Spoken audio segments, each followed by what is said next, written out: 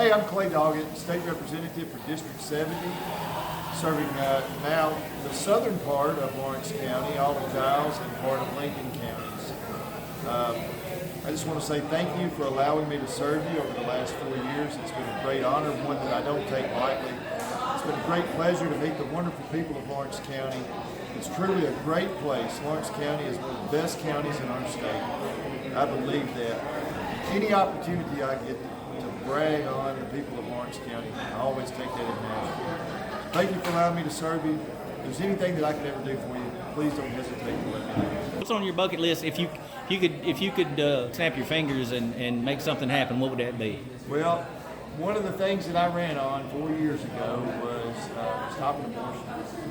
That was one of my big things, and I'm so thankful for the recent ruling of the Supreme Court. Now, what that is send it back to the states. Right. In Tennessee, we passed two bills 2 years ago. One was the heartbeat bill. It had a very specific set of parameters that were in there. And then we also had what was called the trigger bill, it's being referred to. Yes. The trigger bill said that if Roe versus Wade was overturned and it come back to the states, that abortion would be made illegal in Tennessee. It's going to take about 65 days for that from that ruling for it to go into effect. The other bill, the heartbeat bill, was much more stringent on that time frame, and there was a stay whenever that bill passed that was signed by the governor, went into law on July 1 of that year. There was a stay by a federal judge. I'm not sure if the stay has been lifted yet. I know there's some litigation going on in court, but that was a couple of big things that we did. And then last year we did something with adult size changing tables. That was a big one for me to get through. We created a grant program. Originally we were going to do a $500,000 grant, but we were able to get $1 million spread across the entire state. What is that exactly? It's adult. You know, if you go to a restroom, some bigger Sure. restaurant, Yeah, you yeah. see the little changing tables. Yeah. This is one that's big enough to fit an adult.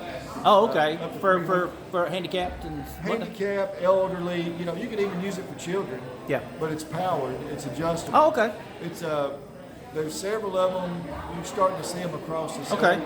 But I've had constituents that have come places, and you know, the Right. big thing is the dignity for someone. Because Sure. you go somewhere in public, you have to plan your trip when you go out in public Right. as to where you can go when you need to for restroom needs.